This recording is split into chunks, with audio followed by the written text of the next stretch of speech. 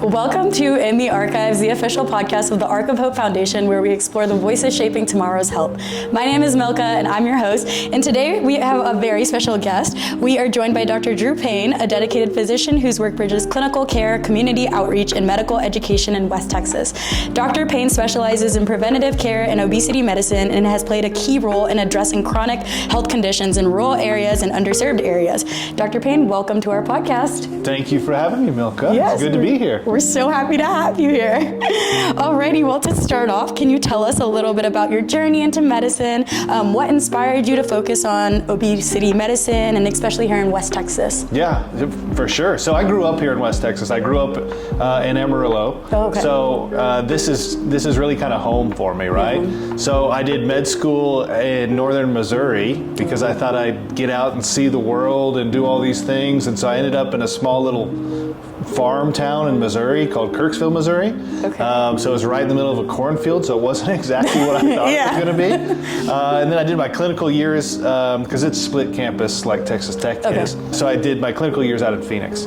So I did 2 years in Phoenix, and then I came back to West Texas. My wife and I had a couple kids by then, so we were kind of ready to get back closer to family. So West Texas is kind of near and dear to my heart because of that, right? So that's kind of how I got here. Mm-hmm. Getting into medicine in general, it was really kind of my older brother that was the one who kind of inspired me to go into medicine. He is a type 1 diabetic. Okay. So I always had this kind of interest in diabetes and endocrinology and that portion of medicine.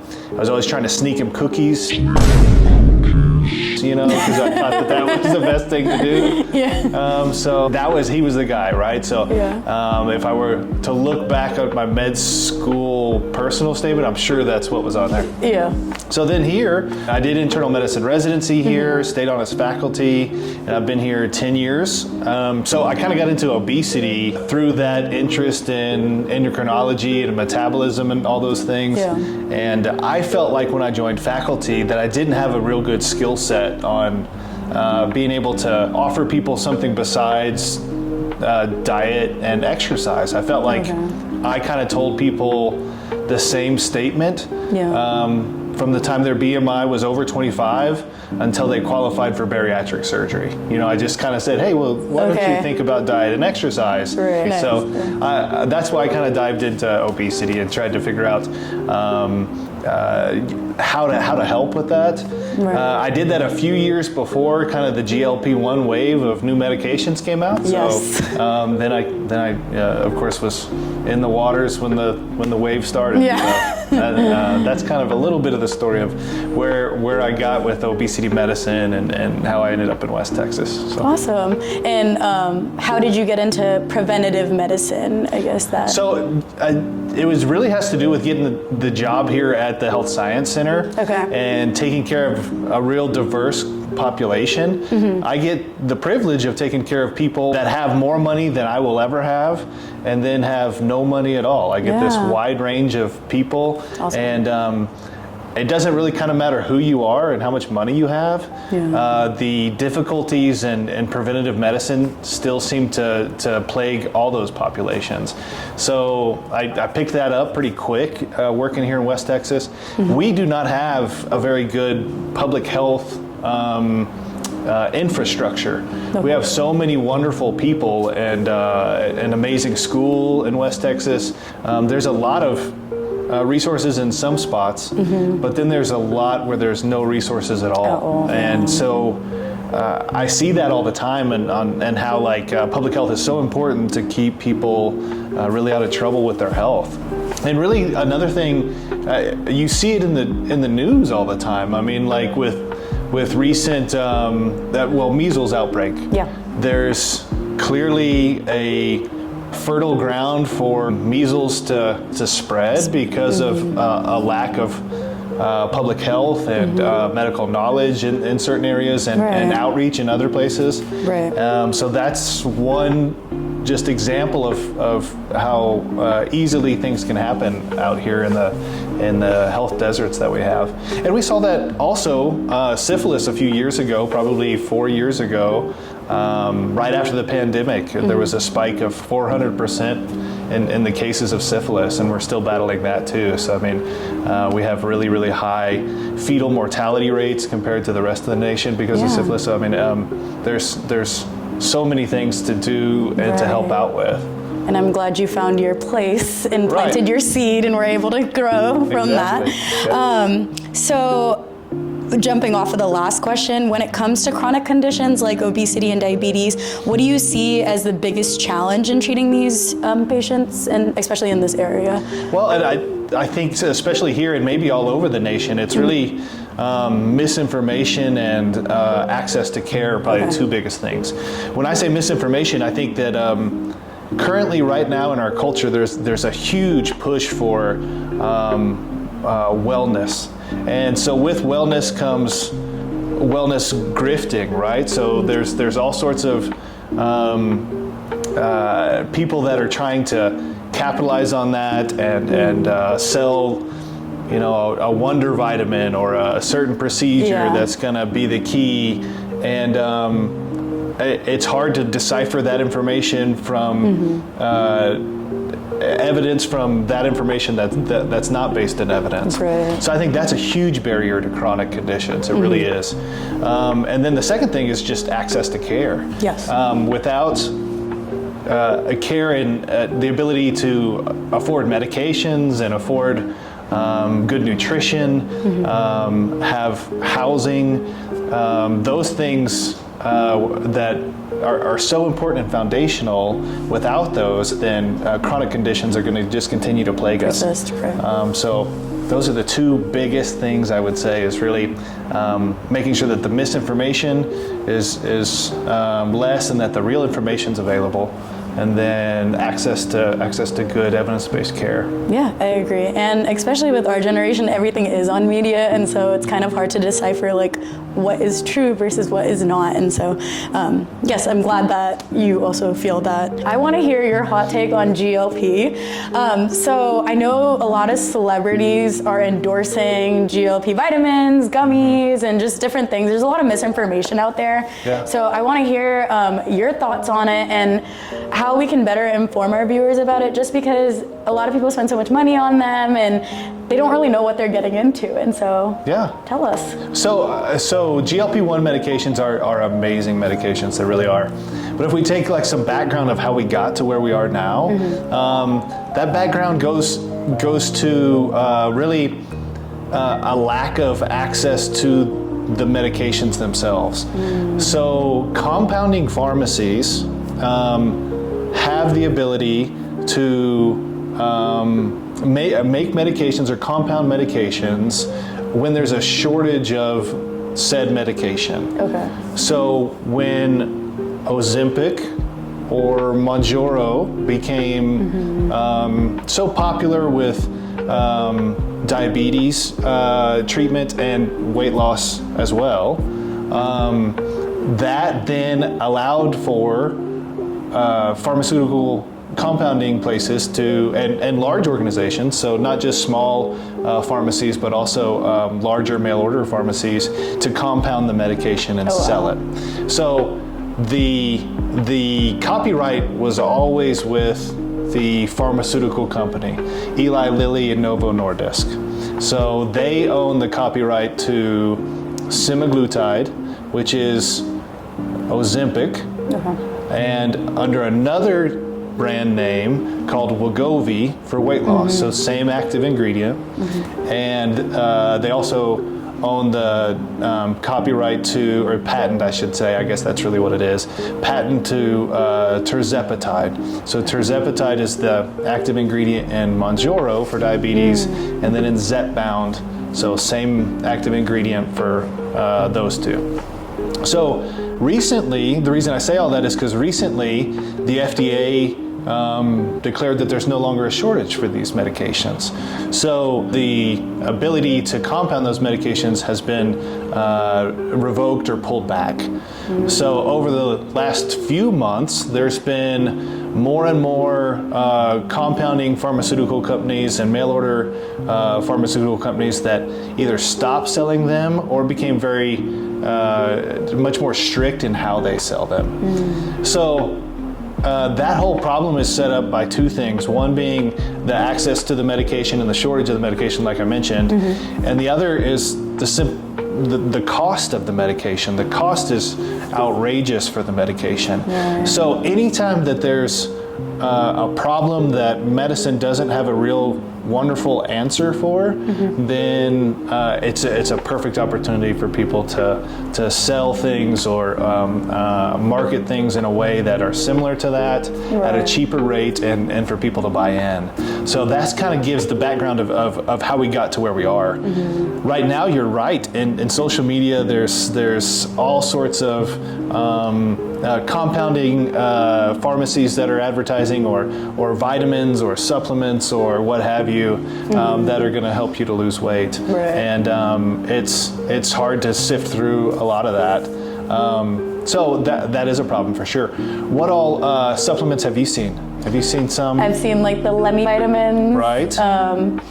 Yeah, that's just to name one of the many few. I always see random ones on my TikTok, and it's like, you don't know the validity of these things. Sure. And nutritional problems are so prevalent even in the United States. So there's not necessarily anything wrong with supplements or vitamins in any way, right? In fact, a lot of us would benefit from a more balanced diet. For sure. I think where the problem comes or where the grift comes is when you sell that in a way that it's going to solve all your other problems. When you say something like it's going to melt away fat or control your blood sugars better than other medications. That's where the real problem becomes, and the small amount of misinformation. It's built on a truth in some way because you need some nutrients, and nutrients are good for you, but then that truth is kind of stretched in a way that makes somebody buy their product, right? All you have to do is just click on my bio and you'll be able to see, whatever they say, right? So consumerism at its finest. Send me a DM and I'll send you the answer, whatever it is. So all those things, that's where the grift is for sure. Micronutrients, so the way I divide nutritional health up is macronutrients and micronutrients. Macronutrients, everybody I think has started to kind of understand macros a little bit more with certain diets that are out there, but macronutrients are really protein, fat, and carbohydrates. So those three make up macronutrients. Micronutrients are vitamins and minerals. So micronutrients, you can't survive on those alone. You don't get any energy from them, but you still need them in your diet for functional health, right? Or for you to be able to function and for enzyme pathways to work. So even in obesity, where there's a huge deficit in the amount of micronutrients, or a huge surplus of macronutrients, there's often a deficit of micronutrients. So we see micronutrient deficiencies even when there's excessive weight. So the current Western diet is lacking in a lot of nutrients. So nutrients are good, but most of the time eating a balanced diet, filling your plate with half of your plate with a protein and the other half with fresh vegetables and fruits is kind of the easiest and best way for you to get those micronutrients, as opposed to buying a gummy or getting a medication from online. So fix your diet, and that's the start. Diet and exercise still. I talked about that a minute ago, that diet and exercise was all the advice that I had to give, but it's so fundamental to your health. Thank you for that. How do you make preventative care a priority in both the hospital and clinic settings, especially when patients face barriers like limited access and transportation? So the hospital, you see sometimes the tail end of chronic conditions, right? Chronic conditions tend to start kind of slowly and a occult manner, to where it's not so prevalent that the person has a problem. So in the hospital, you see once that problem's been there and started to cause real issues that somebody can't have and survive with, right? So I see that tail end of chronic disease in the hospital.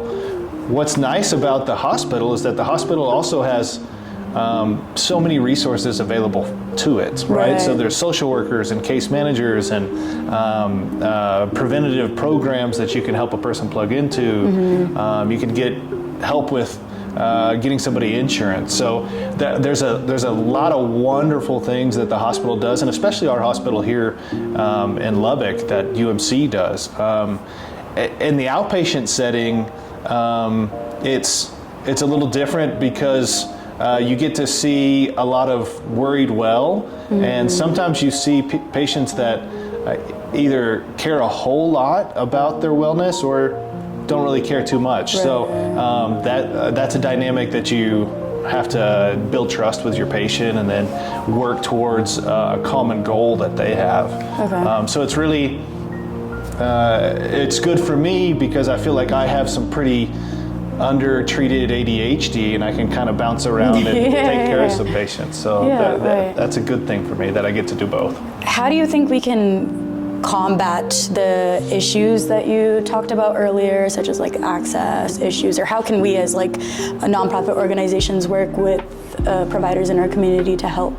Well, I think this format here is amazing, right? I mean, for you to come in and do education and try to get people that have feet on the ground in areas where we need more information is a terrific start. The other thing that I try to focus on and use my energy for is advocacy, right? So advocacy is a big thing and a great place for you to make a big impact with the energy you have. A lot of times it gets frustrating working in smaller environments because you feel like the misinformation or the problems in the system are so big that you can't personally make a big difference in it. So advocacy is a great way to be able to try to make some sort of policy changes or funding changes or information changes that have a bigger impact on a lot of people. So that is a wonderful thing to do, and for all your listeners to do or watchers to do is to plug in with some sort of advocacy program that they're passionate about. Yeah, awesome. And I know you do advocacy, so what other type of like community outreach are you involved in personally? Well, so advocacy is a big portion of it. Also, I do a lot of stuff with the Lubbock County Medical Society. So that is part of TMA. So that organized medicine organization allows us to connect with other physicians in town, allows us to plug our patients into physicians and know who's out there, so that helps with access. The other big portion of my real job is as program director for the internal medicine residency program. So educating new physicians that are coming out and then going into the world is a big passion of mine. It's a cool thing to see somebody come in and have hopes and goals and things that they want to do with their career, and then just to be able to help, but also just watch them grow into the amazing person that they're going to be, right?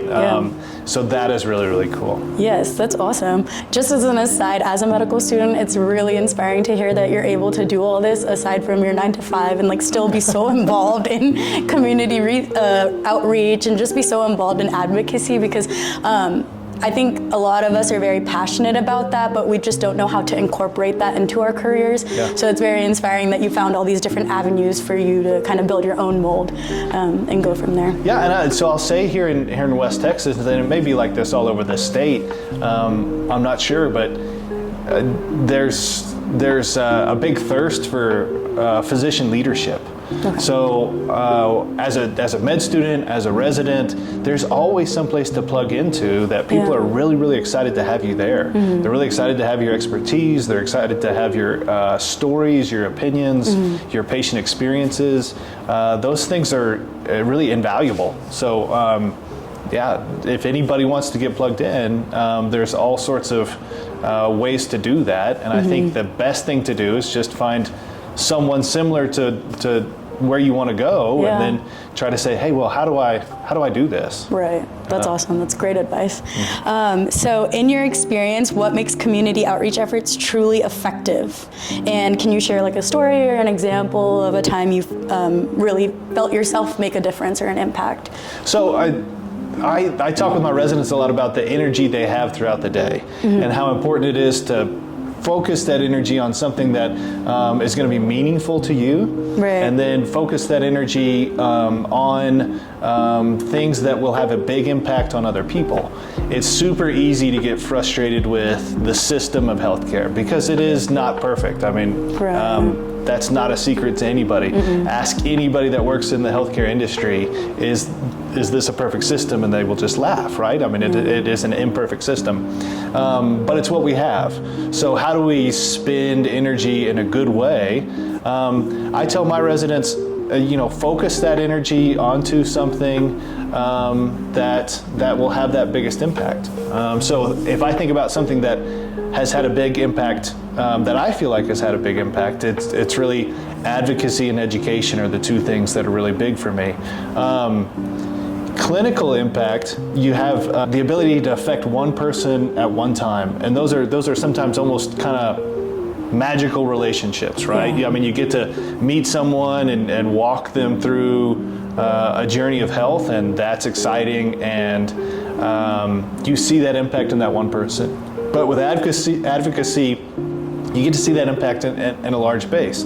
So probably the most meaningful contribution I feel like we've had in the past few years as far as Texas and advocacy goes is expanding Medicaid coverage in women from 6 months to 12 months postpartum. So that doesn't sound like a big thing, but for us to expand any sort of insurance coverage in Texas right now with the political climate, it was a huge win.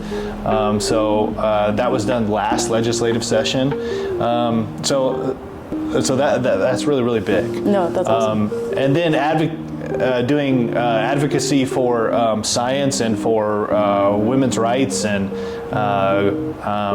firearm harm prevention are kind of the big things that our organized medicine tries to do now. And then it's an exciting time to try to get down there and testify or support or talk to your state senator or state rep and give them your opinion, because those opinions matter. Yeah, that is such a profound impact that you made, by the way. Like, I know the bill that passed, and I'm sure that took hours and hours of dedication work, months, years. Yeah, and it's not in any one person for sure. I mean, it's all of organized medicine, and that's where the real power comes from. And joining and being a part of this is that you get to work with people that vote on bills and then that have a huge impact on people's lives. But you really can't do those things just by yourself. You need to be plugged into somebody, and somebody who knows a lot more about legislation than I do. So. Takes a village. It does. It takes a village for sure. Yes. Now, health literacy is a very huge piece of patient care. How do you help patients better understand their health, especially if they came in with like a lot of mistrust or confusion about the healthcare system in general, and especially being here in a rural area, we know that health literacy is a very important topic. But yeah, I want to hear your take on that. Yeah. So I think the best way is to meet them where they are. With things. No patient is going to, or very few patients are going to just line up and do everything you say just because you said it. Right. And I don't think that's probably the most positive relationship with a physician anyways. A physician should be someone who's able to give you guidance and understanding of your situation and your health, and then help you get to the choice and decision and goal that you want to get to. Without that kind of self-motivation in your patient, the end goal will never be met by either party, the physician or the patient. So you have to meet them where they are, and then sit down and have a conversation with them about in a language and or vocabulary that they understand and appreciate, which is super diverse, right? There's everybody has a different background story. Right. Everybody comes from a different place. So understanding who they are and their background helps with that. So that's most of the time where I start, is I say, introduce myself, and then ask, hey, well, tell me about you, you know, like, where are you from? You know, what makes you kind of tick? Yeah. What are you excited about? And then once you have those goals, whether it's they want to see their grandkids graduate, or they want to see, you know, they want to get out of the hospital because they hate the food or whatever it is, you know, you work on those goals together. Yeah. And that's how I try to approach most things with health literacy. Sometimes it works really well, and sometimes it doesn't. But that's. It's a hit or miss. It's always a hit or miss, it's right? Always, they truthfully call it, you know, a practice of medicine, because it's every time you're practicing a little more, right? So you're doing something that's not for sure, it's not 100%, and it's organic though, right? You're developing a relationship with someone, and sometimes that relationship works really well, and sometimes the next doctor may have a better shot at it. Yeah, true. Now, what advice do you have for, I guess, pre-med students or medical students that are listening and just kind of they aspire to be the type of doctor you are, involved in, like, you know, just rural education and just really the specialist and just involved in our community in general? Well, so I mean, pre-med students, I think that the biggest thing for them is to go out and try to find some shadowing and get involvement with a mentor. That's really the best thing. It's a pretty nebulous idea of being a physician, and a lot of people perceive it in different ways. So the best way to understand if their perception of what they want to do is really what it is to get out there and to shadow somebody and to work close with somebody. That's probably the best thing. For med students, I think med students, at least in the last few years, have had this interesting opportunity to explore more than just studying for step one. So it's been an interesting time in academics to see med students and curriculums try to change how they focus on things, to focus on this whole student. So it hasn't been done perfect, but I think that it does allow medical students an opportunity to get out there and see more things. And now, because of that, I see more and more med students that are excited about doing volunteerism or doing advocacy or public health. Med students, really, though, the advice is the same. Find someone who you want to mirror your career at after, or parts of their career after, and then plug in with them and try to be that somewhat, you know, annoying person that comes by all the time and just checks in on you. So that's, you need that mentor. Just a little fun segue. What's the most non-medical skill you've had to use as a doctor? Non-medical skill. So I will say a medical thing that I've done on a non-patient is, so we have some horses out at our place. Oh, nice. So there was a couple, maybe last year or the year before, one of the horses gashed open his chest. And so, which, you know, horse is common. Horses always are getting hurt somehow. So I called the vet, and he was like, hey, I can't get over there, but I'll put some stitches and some sedative out for you. You can just swing by the office and pick it up. And I said, okay. And he said, you can do this. You can stitch it up. So there, I sedated this, 2,000-pound horse. Stitched up his chest, and it turned out okay. He didn't die. I didn't die. So that's probably the most medical thing that I've done on a non-medical patient, I guess. So I don't know if that meets your criteria. But was that your first animal patient? That was my first animal patient, yes. I couldn't even imagine what was going through your head at that point. Well, I mean, my wife was there holding the light, so it was like I had a whole surgical team scrubbing in. Your daughter. That's right. Had first tech and second tech too. Yeah, that's awesome. Okay, well, and then another fun question. If you had an intro song every time you walked into the clinic, what would it be? My intro song? Probably some sort of House of Payne.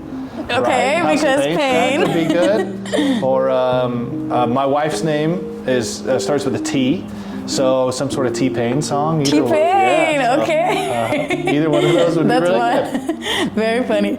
Okay, and before we wrap up, what's one takeaway you want our listeners, especially future healthcare leaders, to remember about when working to improve these communities and be leaders in our community?